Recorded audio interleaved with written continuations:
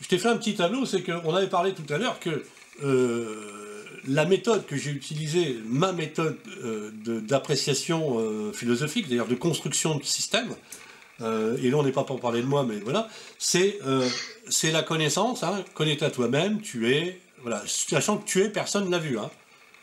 Très rares sont les philologues ou les historiens de la philosophie qui appréhendent ce epsilon. Voilà. Mais je te le donne parce que il éclaire tout. Il éclaire tout. Et il éclaire encore plus avec Nietzsche. Bon.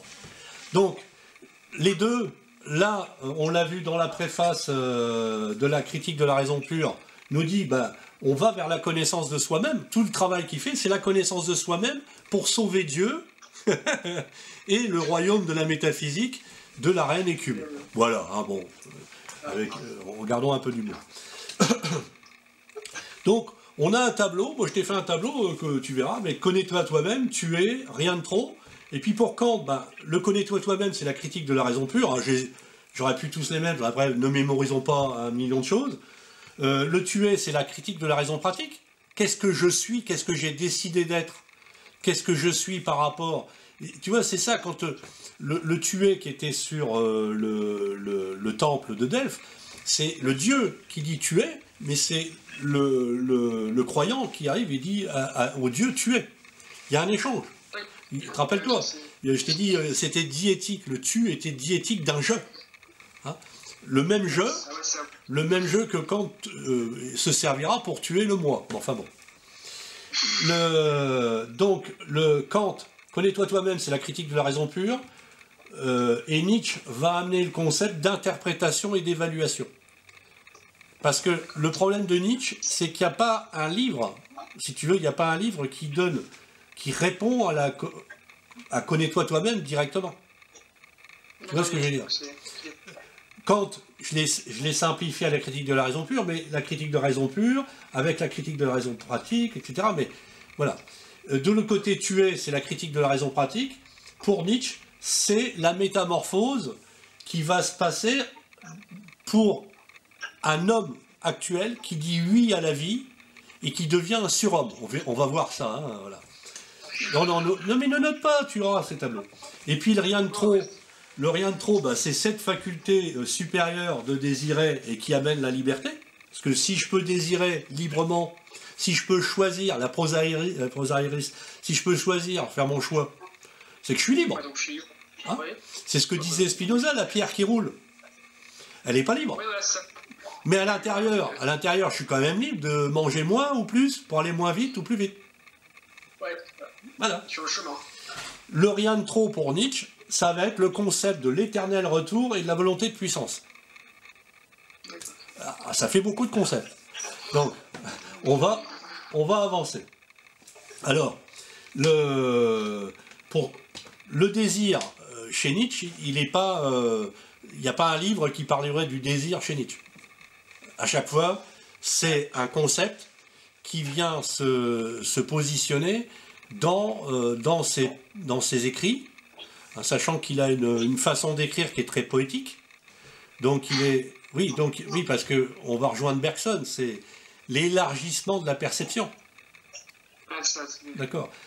C'est pour ça que quand je te dis que la connaissance telle qu'on a pu l'avoir avec Kant, tu as compris, la connaissance pour Kant, c'est bien, c'est catégorique. J'ai des catégories de l'entendement, tu vois, c'est problématique, assertorique, apodictique, tu vois, c'est carré, hein, voilà. Là, Nietzsche, c'est la vie. Nietzsche, c'est le débordement, c'est le nom, et ça, c'est pas, quand je dis c'est le nom, c'est pas lui qui le dit, hein. Lui, il il se prépositionne comme un affirmateur, quelqu'un qui dit toujours oui, oui à la vie, mais oui à tout. D'accord. Tout, genre... Il dit oui à tout. D'accord. Il dit oui à tout. Non, mais c'est pas qu'il va le faire, il dit oui. Oui, voilà. Voilà. Non, mais c'est là toute la différence. On va voir qu'il y a la connaissance et qu'il y a derrière une morale. D'accord, ok. Hein, c'est là où est toute la difficulté. C'est de trouver la morale parce qu'elle n'est pas directement accessible dans les écrits de Nietzsche. C'est toute la problématique de Nietzsche. Non, mais chacun son problème. Voilà. Donc, on voit... Alors, il y a des similitudes avec Kant. Rappelons-nous, Kant, dans la critique de la raison pure, il tue Dieu, l'âme, le monde, etc. Ben, Nietzsche fait la même chose. Ouais. Pour lui, alors, lui déjà, il accuse, alors je pense que ce qui l'a réveillé, c'est la guerre. Il a fait la guerre en 70, hein, je crois qu'il était brancardier de mémoire. Donc il a vu la mort. Donc s'il a vu la mort, il a vu le prix de la vie. Et il a vu la vie du coup, ouais, voilà. Et il a, comme beaucoup le verront après, bon, c'est un autre philosophe qui avait travaillé sur la sémantique générale et qui avait amené justement, qui avait créé la sémantique générale pour condamner la logique aristotélicienne qui pour lui était ce qui avait amené la guerre. C'est-à-dire qu'on pensait toujours de la même façon et que du fait qu'on pensait toujours de la même façon, ben, on n'était plus dans les vraies valeurs. Nietzsche, c'est la même chose. Nietzsche va découvrir, un de ses premiers ouvrages, c'est la tragédie. Il va découvrir la tragédie. Et la tragédie, en grec, hein, c'est tragos, c'est le chant, enfin c'est le chant du... Ce sera plutôt le cri du bouc. En fin de compte, quand il y avait des cérémonies, on tuait un bouc. Mais c'était un bouc en hommage à la vie, enfin il y a tout un retournement. Et lui, pour lui, il y a eu une période donnée de l'histoire où on a mis des idées de mort, on a repoussé le corps, on a éconduit le corps, pour laisser la place aux formes. C'est bien sûr le plus grand accusé, c'est Platon. C'est Platon. Le plus grand criminel pour Nietzsche, c'est Platon. Le premier nihiliste. Alors, est-ce que tu sais ce que c'est que concrètement ce que ça veut dire nihiliste? Bah, il y a le mot nier, je pense. Enfin, il y a un lien avec le mot nier. Nier, c'est amener le rien. C'est-à-dire que c'est refuser, c'est repousser un concept, c'est amener du rien là où il y a quelque chose. Nihiliste, c'est enlever la matière pour mettre du rien. Qu'est-ce qu'a fait Platon? Platon a repoussé le corps au profit des formes. C'est-à-dire qu'il a amené le monde intelligible en remplacement du monde sensible. C'est la formule, on va dire, la plus pure possible. À la fin du Phédon, je t'en ai parlé la dernière fois, à la fin du Phédon, Socrate meurt, puisqu'il s'est suicidé, enfin il se suicide. Il est condamné, donc. C'est avec le poison que... Oui, la ciguë, la fameuse ciguë. Donc, et au moment, juste quelques secondes avant de mourir, il dit à son serviteur, il dit, n'oublie pas de sacrifier un coq au dieu Asclépios.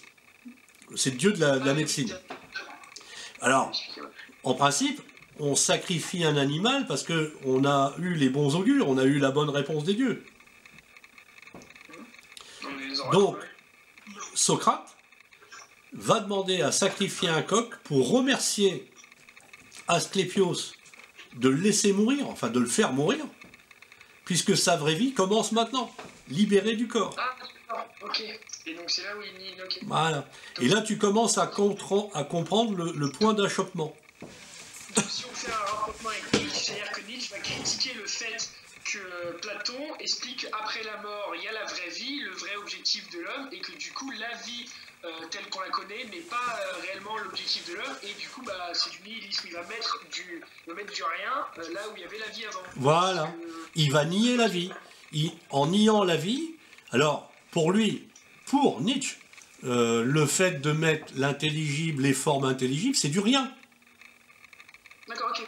Donc Nietzsche va être complètement contre le fait que après le corps, quand le corps meurt, l'âme se libère et va soit dans un autre corps, soit si elle a assez de connaissances, monter, enfin je sais, évoluer quoi. Oui. Ça il est complètement... D'accord, ok. Ouais, voilà. Donc Nietzsche se rend compte, ben, il se rend compte de ça, c'est-à-dire que en étudiant les choses, il s'aperçoit qu'il y a eu d'autres façons d'entrevoir la vie, d'entrevoir les concepts de vie, la connaissance, etc. La preuve, quand on parle de connais-toi toi-même, tu es et nocé ipsum, c'est bien avant Socrate. Ouais, d'accord, ok. D'accord. Donc les philosophes, pour Nietzsche, les philosophes qui étaient avant Socrate étaient des philosophes qui n'avaient pas éconduit la vie. D'accord, ok. Là, c'est important de bien comprendre ça. Si tu devais mémoriser qu'une seule chose, c'est de dire Nietzsche, c'est un oui à la vie, c'est un affirmateur. Et ça, c'est dû à ce que vous avez dit, la guerre qu'il a vécue. C'est entre autres. Okay. C'est aussi dû à ces gros problèmes de maladie. Voilà. Il a terminé dément, non, c'est ça? Oui. Alors, la supposition ou comme quoi c'était lié à la syphilis a été repoussée par, je crois, un chercheur américain. Donc, non, à l'époque, son père était mort aussi. Ils avaient dit le cerveau de son père était devenu mou. Donc, on pense que, en fin de compte, il a un ramollissement du cerveau. Hein. C'était apparemment ce qui avait été mis sur le constat de décès, etc. Non, je pense que c'était peut-être Alzheimer ou voilà. Voilà. Maintenant, c'est pas l'objet. Mais il a été très malade. Il a été très malade et c'est d'ailleurs une des sources, la lutte qu'il a contre la maladie ou sa victoire contre la maladie, puisqu'il prétendait s'être soigné lui-même contre les contempteurs du corps. Voilà. Hein, donc il y a toute une mise en place de concepts qui est faite par Nietzsche. Lui, il dit, voilà, dans Ecce Homo, alors pour ça, on avait commencé à en parler tout à l'heure, si tu dois en lire qu'un, lis celui-là, lis Ecce Homo, hein, voici l'homme. Donc dans Ecce Homo, on a « Je suis un disciple du philosophe Dionysos ». Hein, je suis un disciple du philosophe Dionysos. J'aimerais mieux, à la rigueur, être un satyre qu'un saint. D'accord ? Si, c'est bien que les boucles... Voilà, le là. satire, Oui, le satyre, c'est ce qui accompagne Dionysos. Hein, voilà. Ouais, donc, mais il faut revenir dans les mots, dans leur problématique même. C'est-à-dire que pour lui, un satyre accompagne, il faut le savoir, au fait de Dionysos. Donc il y avait plein de monde, c'était la joie, le satyre, c'était la joie, le plaisir, etc. C'était un oui à la vie. Alors que le saint, il est dans l'ascèse, il est dans l'attente de la mort pour aller rejoindre le royaume de Dieu. Mais alors, est-ce que Nietzsche a critiqué la religion catholique? Ah oui. Ah oui. Ah oui. Ah oui. On va y revenir plusieurs fois. Donc, alors, pour comprendre, parce que je ne pouvais pas non plus faire trop, on ne peut pas tout simplifier à l'extrême, surtout pour quelqu'un qui ne parle par métaphore, par allégorie, par aphorisme, si on ne décrypte pas, voilà. Donc là, je t'ai décrypté plein de bouquins qu'a écrit Nietzsche, même des morceaux qui sont posthumes, etc., qui ont été retrouvés posthumes, etc. Donc, déjà, il se dit, lui, disciple. Disciple, hein. Important. Chaque mot est important. Il ne dit pas qu'il est philosophe, il dit qu'il est disciple. Albert Camus dira de Nietzsche qu'il était prophète. Ah oui, d'accord. Là, je te donne. C'est pour ça, quand je t'ai dit, il faut rentrer dans son monde. Là, on est en train de rentrer dans son monde. c'est quelqu'un qui est très malade, donc qui lutte contre la maladie, donc il y a des périodes, on va dire, de bien-être, et des périodes de souffrance. Et tu vas t'apercevoir que lui aussi, il va tuer Dieu. Voilà. Dans Zarathustra, il y a un passage où Zarathustra arrive le midi, sur la place du marché, donc il y a le marché, il y a du monde, etc., avec une lampe, ce qui nous rappelle bien sûr l'image de Diogène, hein, le cynique, qui vient sur le marché avec une lampe, et donc Diogène lui cherchait un homme. Là, Diogène, c'est bien le philosophe qui faisait tout ce qui n'était pas entre guillemets permis dans la société. C'est lui qui expliquait que la société disait qu'on ne pouvait pas faire ça, alors qu'en réalité on pouvait le faire. Qu'il fallait juste être en coordonnée avec la nature, mais que voilà. Tu commences à voir quel livre va être le plus à propos avec Diogène de Laërce, c'est Par-delà le bien et le mal. Oui. Ah oui, c'est-à-dire que on y reviendra plus tard, parce que je t'ai sélectionné des choses pour simplifier, bien évidemment, pour que ce soit beaucoup plus fluide. Lire tout par-delà le mal, voilà, hein, le bien et le mal. Bon, donc d'abord, revenons donc notre cher Zarathustra, il est sur la place du marché avec sa lanterne à midi, hein, incongruité, et il est en train de chercher, et lui, il cherche pas un homme. Il faut voir, quand quelqu'un écrit en poétique, il faut voir ce qui est dit et ce qui n'est pas dit. D'accord. D'accord ? Zarathustra n'est qu'un prête-nom. Zarathustra, c'est une entité qui vient dire au monde tout haut ce que Nietzsche pense très fort. Okay. Hein, puisque il va y avoir toute une législation, il y a toute une législation derrière du corps entier, esprit, corps. Pour lui, il n'y a pas de dualité. Hein. D'accord, ok. Voilà. D'accord. Donc, maintenant tu comprends, dans Zarathustra, on a quelqu'un qui ne cherche pas des hommes, il cherche simplement qui est au courant que Dieu est mort. C'est la même chose. En fin de compte, quand il est là en disant Dieu est mort, et tous les gens qui sont là sur la place, soit se moquent de lui, soit racontent des bêtises, hein, je vais t'écourter, quand on réfléchit, c'est que il n'est pas compris. Lui, il vient sur la place avec sa lanterne, c'est une façon de dire, regardez, j'ai la lumière, hein, les Aufklärung, je suis de la puissance de la lumière, je viens de vous éclairer, est-ce que vous savez que Dieu est mort? À la limite, il y en a un qui aurait dit, ah bah oui, c'est vrai, bah oui, je suis au courant, ah ben on est frères, on avance sur le même chemin, et là il se moque de lui. D'accord? Donc du coup, il va dire, ah ben je suis arrivé trop tôt, la nouvelle n'est pas encore arrivée. Ben, c'est extrêmement révélateur de la pensée de Nietzsche. Nietzsche pensait qu'il était, lui il ne prétendait pas un philosophe, hein, il prétendait disciple du philosophe Dionysos. Il disait il serait de toute manière posthume, c'est-à-dire qu'on ne le comprendra que plus tard. D'accord. Donc, on est là-dedans. Alors, pour comprendre Nietzsche, puisqu'il dit qu'il est disciple de Dionysos, qui est Dionysos? Ah, bonne question. Dionysos, je sais pas, dans l'histoire, on te dit que c'est le dieu de la fête, le dieu du vin, je crois de base. À la base, c'était le dieu du vin. Et le dieu de la fête, mais en fait, si on fait un rapprochement avec ce que vous avez dit depuis le début, en fait, c'est le dieu de la vie, tout simplement. C'est profiter de la vie, c'est dire oui à la vie. Ouais. Et que du coup, être un disciple de Dionysos, c'est un disciple de la vie. Et donc là, on fait le rapprochement justement quand il critiquait Platon, dans le sens où pour lui, le message, c'est du coup c'est anti-religieux forcément, c'est de profiter de la vie, de dire oui à la vie, et pas de s'imaginer qu'en profitant de la vie ou du moment présent, on ne pourra pas, dans le moment, dans le vide qui est après, ou soi-disant il y a une vie, profiter. Voilà. Alors, là, tu as commencé à aborder les frontières de qui était Dionysos. On va rentrer dans qui est Dionysos. Dionysos, c'est, au départ, c'est le fils de Zeus, d'accord? Donc, Dionysos. Alors, une histoire de double naissance. alors, justement, on va y arriver.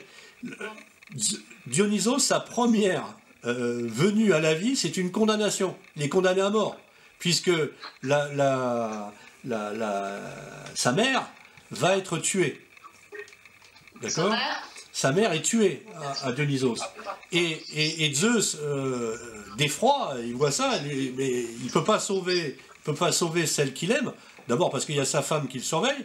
Hein, et si celle qui est en train de mourir, c'est un peu à cause de sa femme qui est remontée comme c'est pas possible.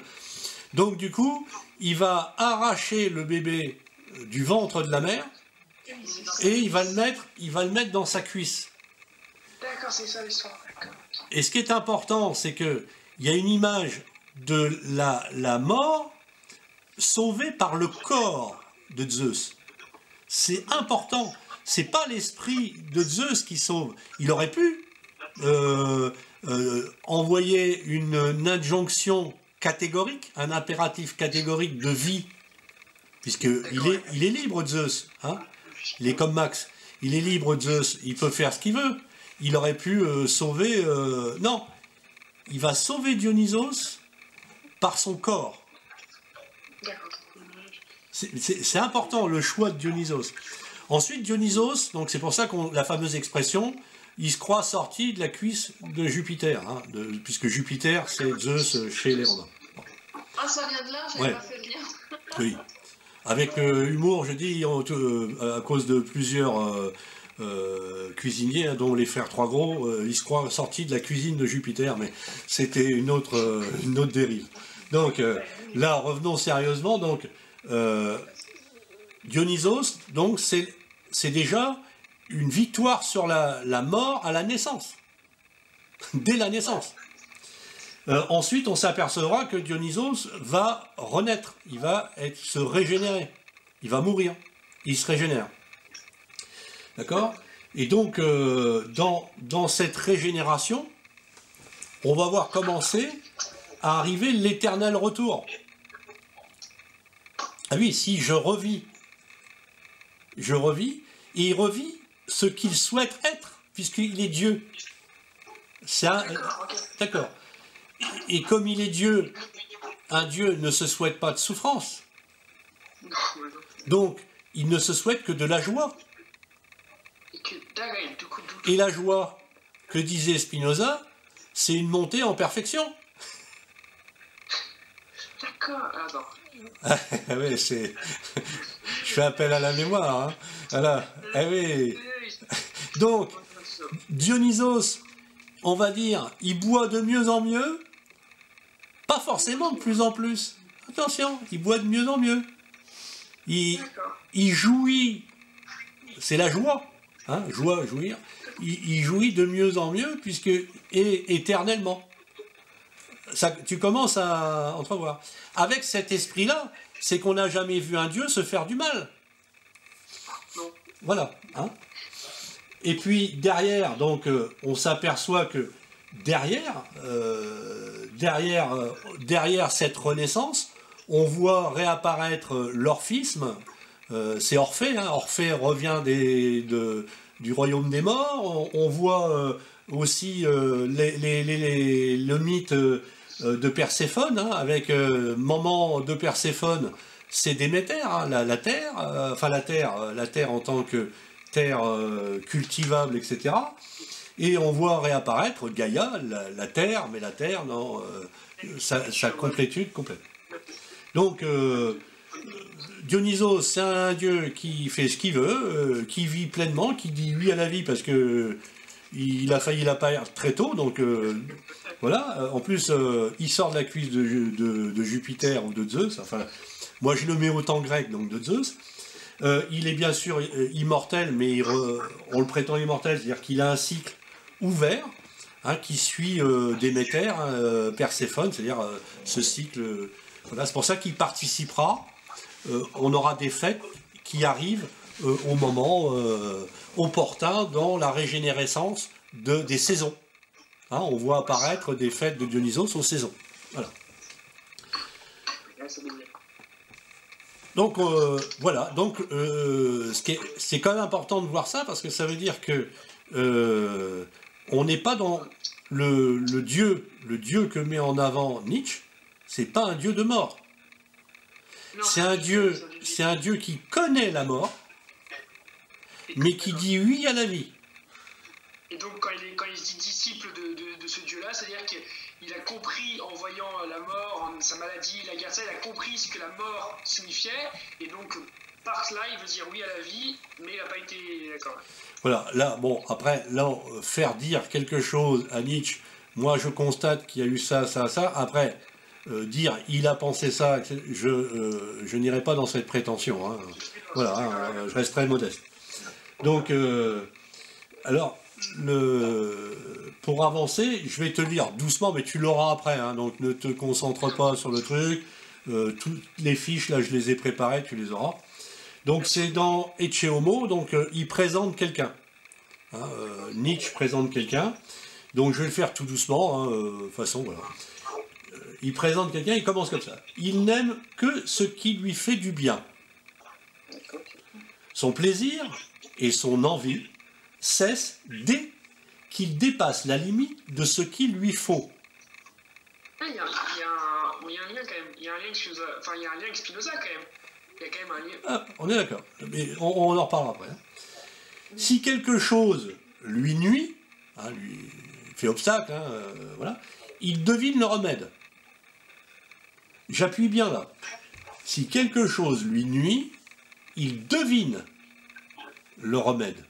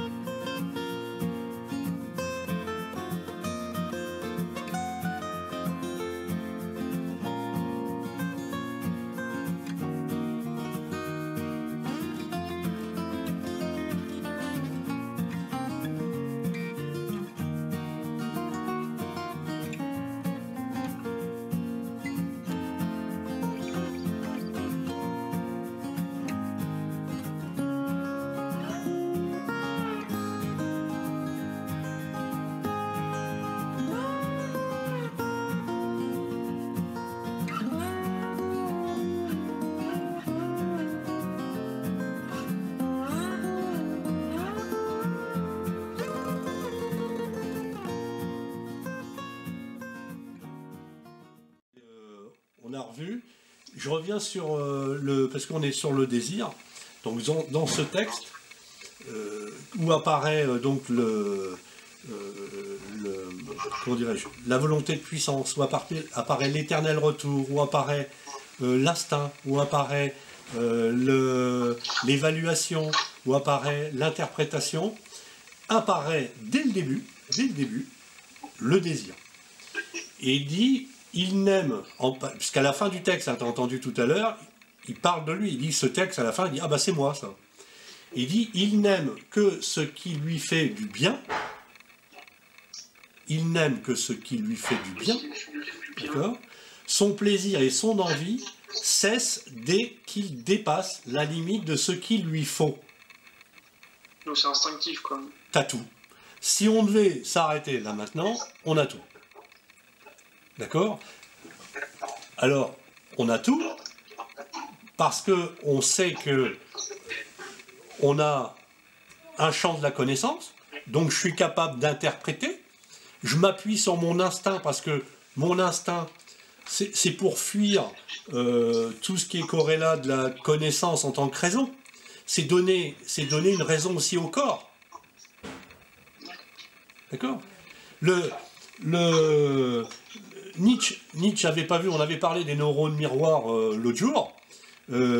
Si aujourd'hui Nietzsche était de ce jour, enfin de nos jours, il connaîtrait les neurones miroirs, il comprendrait que pourquoi il a raison de dire que le corps, instinctivement, peut donner une puissance, hein, c'est-à-dire une capacité. Hein, rappelle-toi que puissance, c'est capacité. Au même titre que faculté, chez Kant, c'est une capacité. Hein, étymologiquement, faculté, c'est une capacité. Puissance, c'est une capacité. En fin de compte, tous les philosophes tournent sur un truc, mais c'est le même schéma. Donc Nietzsche nous dit, bah, la capacité, puisque Spinoza le disait, on ne sait pas ce que peut le corps. On ne sait pas ce qu'il peut le corps. Bah, lui, Nietzsche, il dit, bah non, par instinct, il peut savoir. Alors un exemple d'instinct qui va prouver qu'il n'a pas tort. Parce que, voilà. Ah oui, un instinct, c'est donc, je n'ai pas conscience, tu te rappelles? Oui. D'accord. Donc, les désirs, c'est... Parce que Nietzsche, il est d'accord avec pas mal d'idées de Spinoza, donc on peut dire qu'il est d'accord. D'ailleurs, ça se voit avec la joie. Il est d'accord avec le désir, la joie. La joie, c'est ce qui nous fait monter en perfection. C'est ce qui est adéquat.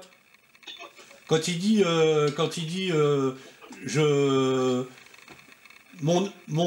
son plaisir et son envie cessent dès qu'il dépasse la limite de ce qu'il lui faut. C'est qu'il est adéquat.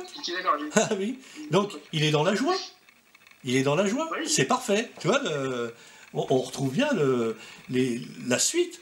Simplement, Nietzsche le pousse dans le retranche, hein, cette guerre, hein, la guerre de tranchées. Il positionne la vie comme étant l'essentiel du débat. Donc l'instinct, revenons à nos neurones miroirs, hein, parce qu'on va les oublier autrement. L'autre jour, je disais, tu vois quelqu'un qui est sur la plage qui mange une glace, d'accord, il mange la glace, et la glace, ça lui fait du bien, il fait chaud. Mais si tu vois quelqu'un manger une glace avec plaisir, que tu n'as jamais vu de glace de ta vie, instinctivement, tu sauras que cette glace, elle est en capacité d'adéquation d'être avec l'attribut de ton corps. Ça, c'est Spinoza. Lui, il dit, moi, tout ça, c'est... À la midi, je vais prêter à Nietzsche de dire c'est trop compliqué. Lui, il dit, bah, mon corps, il se rend bien compte, instinctivement, les neurones miroirs, si je vois que le gars, il a il n'a pas un rictus de mort, hein, la glace est empoisonnée, hein, rappelons-nous la ciguë de Socrate, donc il sait que c'est pas de la ciguë, c'est de la glace au citron. Il fait très chaud, il n'a jamais vu de glace de sa vie, il va se dire quelque part, il y a un signe d'adéquation avec ce que peut mon corps. En fin de compte, voilà, mais c'est expliqué très simplement, hein, mais c'est ça. Et donc, on peut pas là, sur un temps très court comme ça, voir tous les concepts de Nietzsche, mais on va arriver au concept de surhomme. Donc, quand on est bien d'accord, Nietzsche ne reflue aucun désir. Un peu plus loin, je vais te retrouver, je t'avais préparé un texte. Voilà, c'est page 44, donc, mais tu auras tout ça, hein, voilà. Page 44.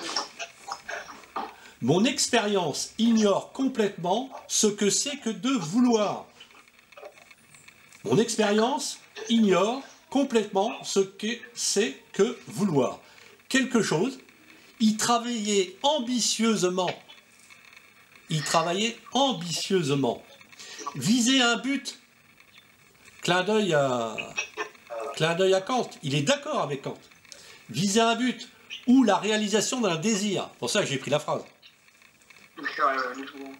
D'accord ? Donc, mon expérience ignore complètement ce que c'est que vouloir. Quelque chose, y travailler ambitieusement, viser un but ou la réalisation d'un désir. Voilà. En ce moment même, mon avenir immense, s'entend à mes yeux comme une mer d'huile. Nul désir ne ride, ne trouble ses eaux. D'accord. Alors, attends, mais on va le redécortiquer. Nul désir ne ride, ne trouble ses eaux. Ça veut dire que je suis dans l'ataraxie. Il est paisible. Ouais. Il est paisible. Voilà, c'est la prosa Iris. Il choisit avec un vouloir qui n'est pas un vouloir. C'est un acte de réflexion, peut-être par instinct. D'accord ? Un instinct qui l'amène à l'interprétation et à l'évaluation.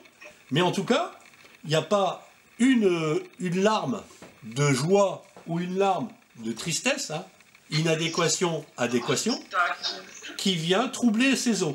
Je ne veux pas qu'une chose devienne autrement qu'elle n'est. Donc, ses désirs, il est comblé quand il dit « Je ne veux pas qu'une chose devienne autrement qu'elle est. Qu'elle n'est. » C'est qu'elle est bonne. Je ne veux pas changer moi-même, ça veut dire que je suis bien. J'ai toujours vécu ainsi, sans désir. J'ai toujours vécu ainsi, sans désir. Voilà. Alors, on a vu tout à l'heure, un peu, puisque c'était dans la période où on avait coupé, voilà, on a vu que on avait quelqu'un qui respectait le tétrapharmacon. On s'aperçoit qu'on a quelqu'un qui est dans l'ataraxie. On a quelqu'un qui est dans le jugement, même s'il amène ça par l'instinct, mais un instinct qui mène, il ne faut pas l'oublier, à l'interprétation et à l'évaluation. Hein? Voilà. C'est pour ça que derrière les mots, en fin de compte, instinctivement, ce qu'il veut, c'est ramener le corps. C'est ne pas... Il ne veut pas qu'on recoupe, on retranche le corps de la réflexion, de l'interprétation. D'ailleurs, intérêt, c'est dans. Hein, il y a toute cette notion de corps qui ne doit pas être refoulée. Il ne s'est pas battu, lui. Hein, autant Kant a tué Dieu dans la critique des raisons pures, autant lui, il ne s'est pas battu pour refouler l'ascèse et la religion telle qu'elle se présente pour aller vers une autre. Non, il amène... C'est un homme libre. Et donc, il parle de surhomme. Donc, on va arriver à la notion de surhomme. J'ai essayé de plein de choses pour que ce soit très court. Alors, la seule chose que je t'ai trouvée, c'est soit tu choisis que c'est un surstoïcien épicurien, c'est-à-dire qu'il a eu cette capacité de voir ce qu'il y avait de bien dans le tétrapharmacon, de reprendre à son compte les principes d'Épicure. Épicure, il y a plein de choses qu'on trouve chez Épicure qui sont chez Nietzsche. D'accord ? Il redonne au corps cette raison, il redonne la priorité au corps dans la raison. D'accord ? Il donne priorité à la vie. Le surhomme, c'est quoi ? Le surhomme, tu verras rapidement, il y a Assis par les Zarathustra, on a une métamorphose. Alors j'en parle parce qu'on a parlé de la métamorphose qu'a mis en avant Kant dès le début de la critique de la raison pure. Et là, dans Ainsi parlait Zarathustra, on a une métamorphose. Et il nous explique, là, le fait de désirer comme ça, de faire les bons choix, mais c'est des choix qui viennent d'instinct, etc. C'est quoi? De quoi il nous parle? De quoi il nous parle? Alors là, c'est très loin où je vais aller te chercher ça, parce que là, il faut vraiment rentrer dans la philosophie la plus pure, la plus pointue. Mais il va chercher dans la parabole des talents. La parabole des talents qui est dans l'Évangile. Et dans l'Évangile, on nous amène la mort. Lui, c'est ça, le fait que le Christ se sacrifie, lui, il n'accepte pas ça. Il dit d'accord qu'il se sacrifie, mais il revient à la vie. Dionysos aussi, il aurait dû continuer. On a trompé. C'était pas la mort qu'il fallait mettre en avant, c'est la vie du Christ. D'ailleurs, il parle, à un moment donné, il parle de Dionysos crucifié. Et du coup il met enfin, il critique toute la base de la religion chrétienne. On se doute qu'il respecte l'homme Christ. Voilà, mais par contre, si lui critique le fait que les gens soient focalisés sur la crucifixion de Christ et non sur son action dans sa vie, voilà. Et sa vie, c'est qu'il dit que la religion chrétienne s'est trompée de sens, quoi. Voilà, c'est ce qu'il a dit. Le christianisme, c'est du platonisme pour les pauvres. Hein, voilà. Donc, revenons à ce surhomme, c'est donc un stoïcien épicurien. C'est quelqu'un qui a repoussé, qui craint plus Dieu. C'est quelqu'un qui ne s'inquiète pas pour la mort. C'est quelqu'un qui a le bonheur facile, la preuve. Hein. T'as vu tout à l'heure, mon expérience ignore complètement ce que c'est d'y travailler ambitieusement. Le bonheur, s'il n'y a pas besoin d'y travailler. Alors c'est important, il a utilisé le mot travailler. Et en plus, il le met bien entre guillemets. Travailler ambitieusement. Il faut savoir que travailler, c'est tripalium en latin. C'est donc ça veut dire torture. C'est un instrument de torture, hein, le tripalium. Tripalium aussi, la prof l'avait dit ça. D'accord. Donc, je ne vais pas te décrire comment on utilisait cet instrument, je te dis simplement qu'il y avait 3 pieds, hein, donc je te laisse supposer le reste. Donc, toujours est-il que c'était une grande souffrance. Et pourquoi je parle de la parabole des talents? Parce qu'on ne peut pas reprendre tout ce qu'a écrit Nietzsche par rapport à la religion, mais j'ai voulu prendre un exemple qu'il n'a pas utilisé. Dans la parabole des talents, Dieu va punir, enfin le maître, c'est Dieu, hein, à travers le maître, il va punir le dernier qui se présente parce que lui, il a caché l'argent, les talents d'argent, il les a cachés plutôt que de les faire fructifier, c'est-à-dire d'y travailler. Il s'est contenté des talents qu'il avait, en fin de compte, il n'a rien fait. Les autres, ils avaient le maître, on sait que c'est Dieu, enfin voilà, il leur a confié de l'argent, ils ont multiplié l'argent, ils ont multiplié les talents. Ils ont donc travaillé, Et ça, quand on lit Nietzsche, il est pour une noblesse, il est pour l'aristocratie, il est pour l'être qui se développe depuis son être, c'est-à-dire qu'il n'a pas besoin de travailler. Il devient ce que tu es quand tu le sauras. Tu vas être peut-être dans l'exercice. C'est toute une école fondamentale de la vie, de la philosophie qui tombe. C'est un pan entier de la religion qui a focalisé en disant vous devez souffrir. Vous devez souffrir. Rappelons-nous que la Bible démarre, il punit Adam et Ève. Ève, tu enfanteras dans la douleur. Et qu'est-ce qu'il dit à Adam? Toi, tu travailleras toute ta vie. Puis maintenant, on sait que la femme aussi, elle travaillera. Bon, mais voilà. Mais c'est pas de moi, hein, c'est de Bigard. Mais donc, le fait est que Nietzsche refuse ça. Lui, ce qu'il dit, c'est que on ne doit pas être des êtres réactifs. L'être aristocratique, noble, il dit oui à la vie, c'est un affirmateur, il fait fuir les contempteurs, il est pour la vie, mais une vie avec une morale. Et la morale, je réappuie dessus, la morale, c'est l'éternel retour. Le surhomme, c'est l'image que donne Nietzsche, et on va finir plus ou moins là-dessus, l'image que donne Nietzsche dans Ainsi parlait Zarathustra, c'est le chameau, c'est un animal de bas. Un animal de bas, c'est quelqu'un qui porte. C'est-à-dire que c'est un animal de travail. L'être doit passer de l'animal de travail, c'est-à-dire qu'il se charge. Alors lui, il dit, chargez-vous de connaissances, c'est ça. Une fois que vous êtes chargé de connaissances,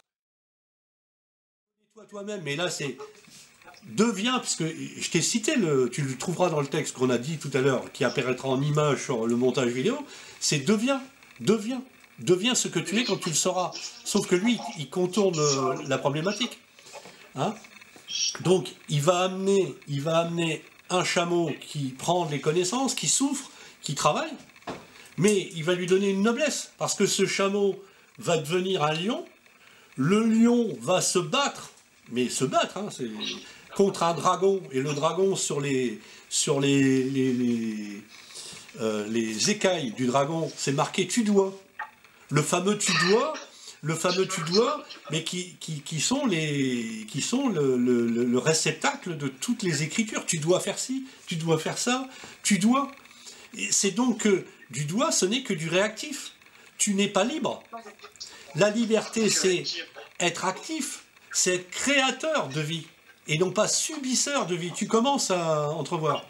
Donc le désir, le surhomme par rapport au désir, c'est quelqu'un qui est passé de la connaissance, qui s'est battu pour sa liberté, et qui redevient enfant, donc qui oublie. Tu te rappelles tout à l'heure, quand il dit, sur le fameux Nocete Ipson, il dit, il faut accepter de s'oublier, de se médiocriser. Hein, c'est d'ailleurs, j'avais cru que c'était un néologisme au départ.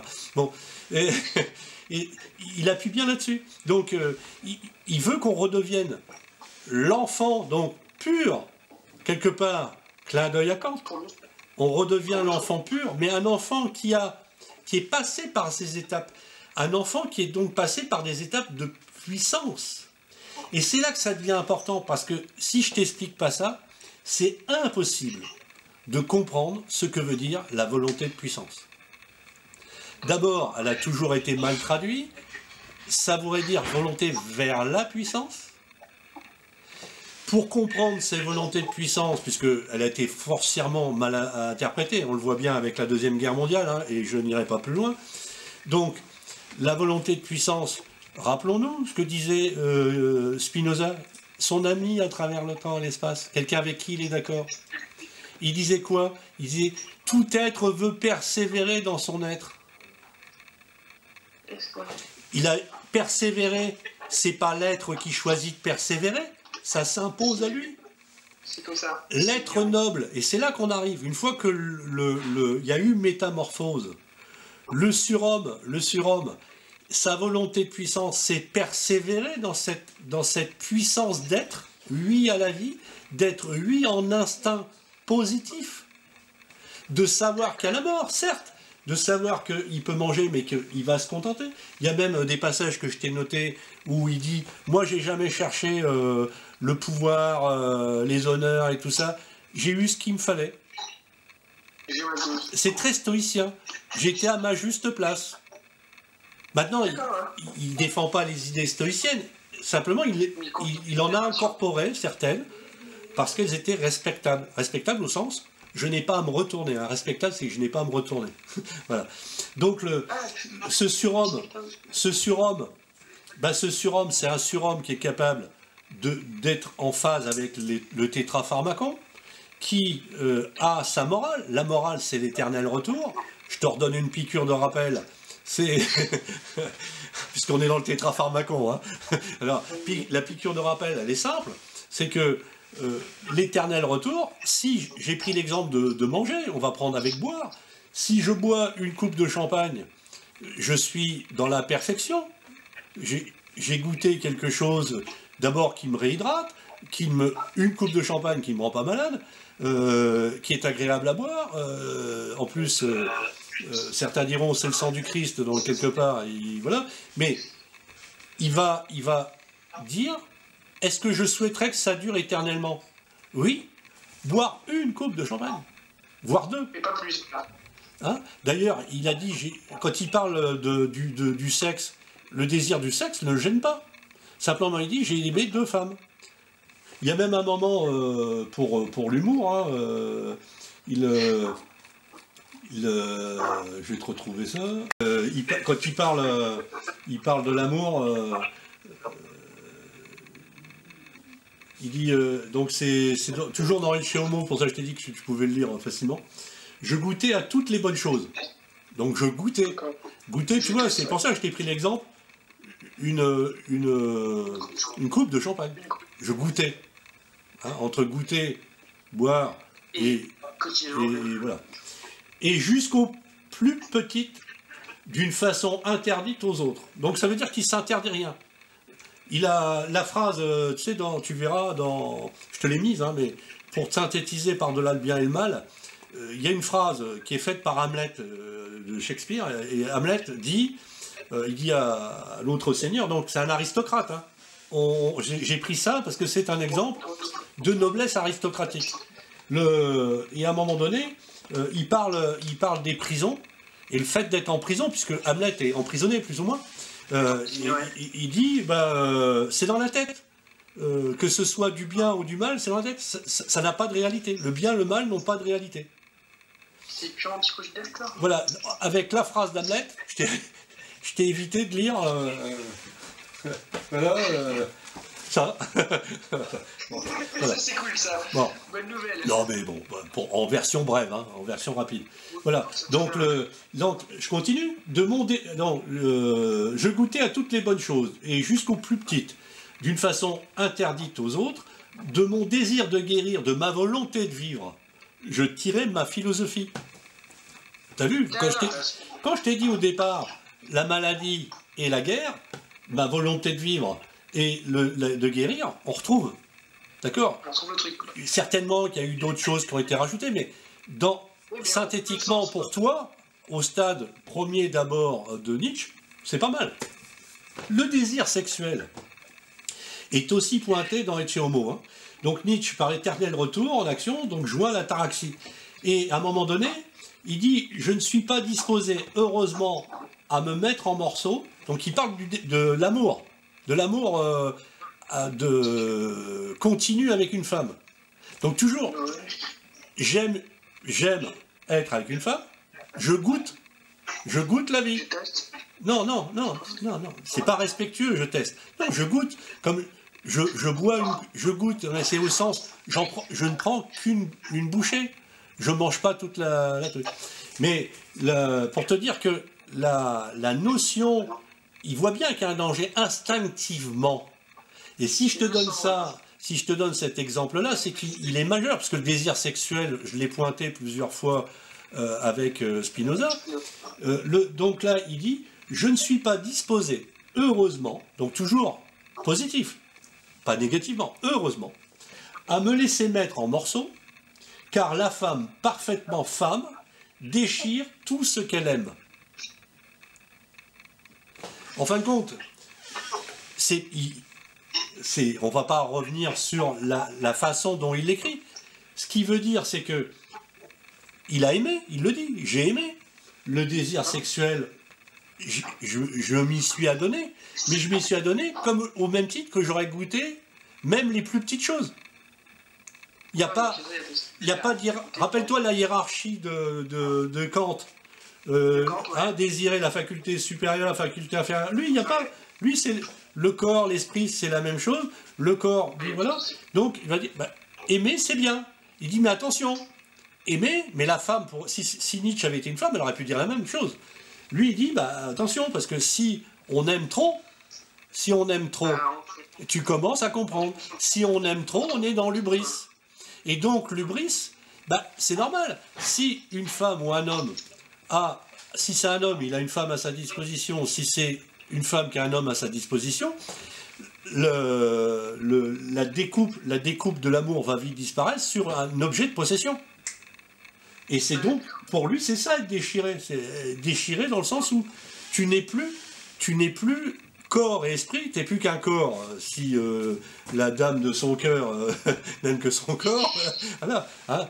Après, bon, je te laisse remanier, voir, parce que, attention, l'objectif, c'est pas... l'objectif de la philosophie vivante, c'est pas de dire c'est ce que je pense qui est valable. C'est dire voilà l'interprétation logique de ce que dit Nietzsche. Si j'ai pris son dernier document, Ecce Homo, et d'autres derrière, pour finaliser ce que je t'expliquais, c'est que c'est le moment où il arrête une certaine forme de pensée. Après, je l'ai complété, les exemples, je les ai complétés avec tout ce qui ressort de ces différents livres. Voilà. Voilà. Donc, on aura fait le tour du désir avec notre ami Nietzsche. Donc, voilà. Et surtout, tu auras vu qu'on a vraiment... c'est ça que les gens ne voient pas. Beaucoup ne le voient pas. C'est un parfait le surhomme qui est annoncé. Il faut savoir que ça réclame une métamorphose. Donc, lui-même le dit, il faut que le dernier homme fort disparaisse pour que le surhomme arrive. Il voit bien que c'est une métamorphose qui n'est pas, qui n'est pas à la portée de tout le monde. Il faut de gros efforts pour y arriver. La volonté de puissance, c'est persévérer. En fin de compte, c'est pas une volonté, hein, c'est ça où tout le monde est tombé dedans. C'est pareil pour le surhomme. Le surhomme, les nazis sont appropriés. Surhomme, éternel retour, le Troisième Reich, la volonté de puissance. C'est rien en fin de compte, il a été complètement déformé. Et puis sa sœur a aidé, à bien déformer ce qu'il avait dit, enfin écrit. Non, essaye de voir ça comme ça, avec un sur-épicurien, sur-stoïcien, quelqu'un qui a admis les trois questions fondamentales, qui je suis, savoir qui je suis, tuer, et l'hubris, etc. Et donc tout ça pour arriver à une morale qui est la morale de l'éternel retour. Tu la comprends mieux maintenant avec des exemples concrets. Hein. Donc je peux avoir des désirs de champagne, je peux avoir des désirs de whisky, je peux avoir des désirs de sexe, je peux avoir des désirs Voilà. Même les plus petits désirs, simplement se mettre au soleil. Non mais voilà. Mais à chaque fois, si tu restes au soleil en plein cagnard pendant des heures, tu vas avoir des brûlures, voilà. Et est-ce que tu souhaiteras que ça revienne toute ta vie, enfin, et toutes tes vies qui vont suivre? Non. Donc ta morale viendra te sanctionner sur le fait que tu ne souhaiteras pas que ça revienne. Voilà. Voilà. Et donc, quand vous expliquez que, enfin, pour conclure, quand vous expliquez que le travail de surhomme est un travail très compliqué, de détruire pour revenir plus fort, on retrouve un peu Spinoza avec la troisième partie de la connaissance, où il faut vraiment avoir une grande connaissance et une force intellectuelle assez forte pour arriver à ce dernier palier. Bah, la différence, c'est que avec Spinoza, l'être que tu es est dans Dieu. Donc il y a une immanence de Dieu, et donc en fin de compte, tu ne fais que découvrir, donc connais-toi toi-même. Ouais. Tu ne fais que découvrir ce qui est en toi et qui est en adéquation. Donc lorsque on monte en joie, ça veut dire que je régularise un désir en adéquation avec ce que je suis en Dieu. Ça, mais j'espère que tu te doutes bien que Nietzsche n'est pas d'accord avec ça. Du coup, non, mais... Voilà.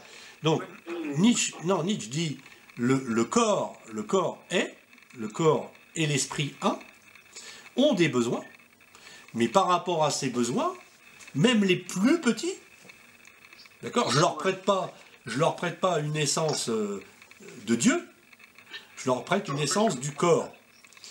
D'accord?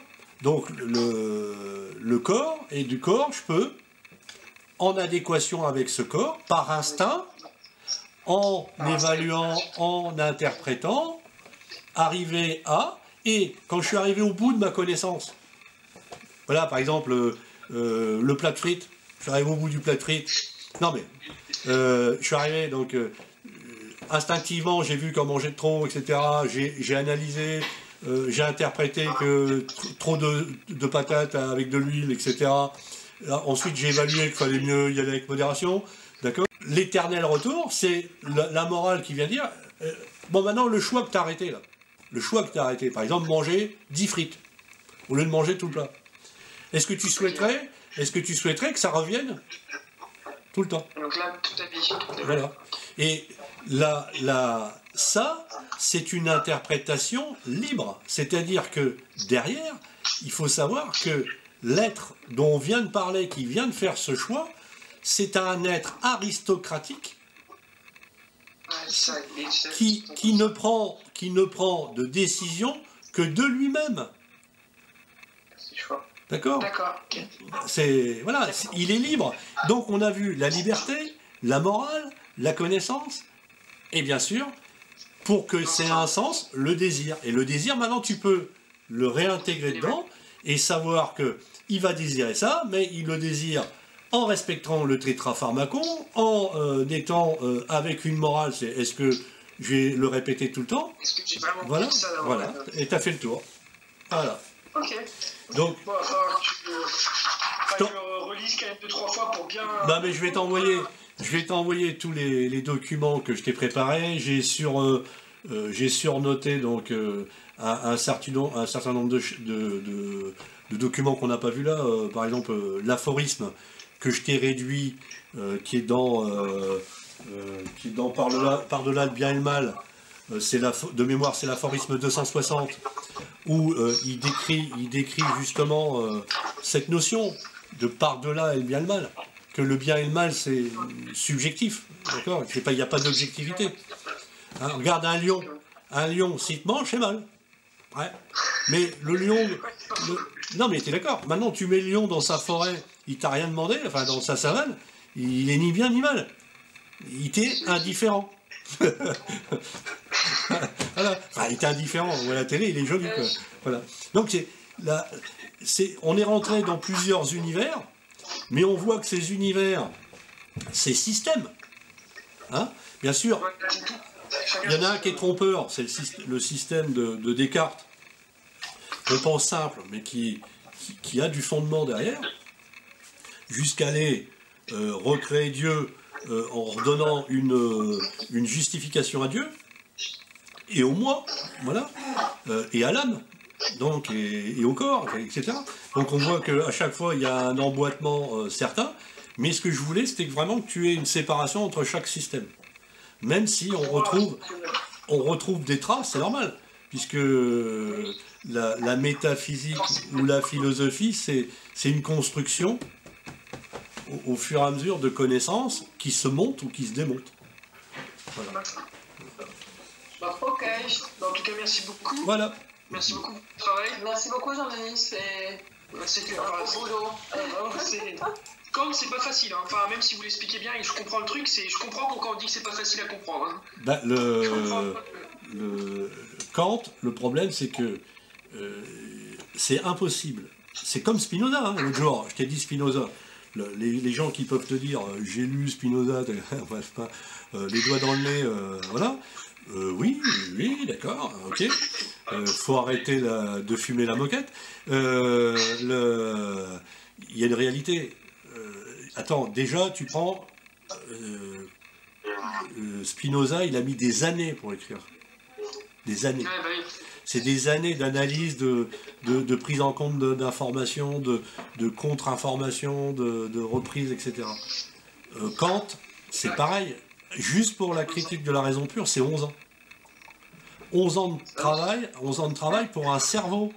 Attends, mais pour un cerveau de son époque. 11 ans de travail. C'est énorme. D'accord. C'est sympa. Alors c'est pour ça que la seule façon... moi je t'ai pris à la méthode que je t'ai donnée, elle est sous-jacente à un monsieur qui s'appelait Adorno, qui avait pris, si tu veux, la lecture de la critique de la raison pure, enfin de Kant, comme justement une enquête policière. D'accord. Voilà.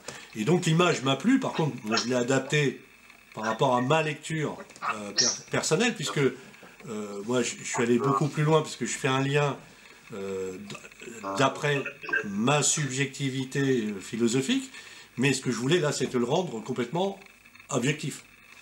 Voilà. Ouais. Et donc, en te montrant que Kant avait annoncé la couleur avec je veux sauver le royaume de la reine Écube, donc c'est un meurtre d'amour.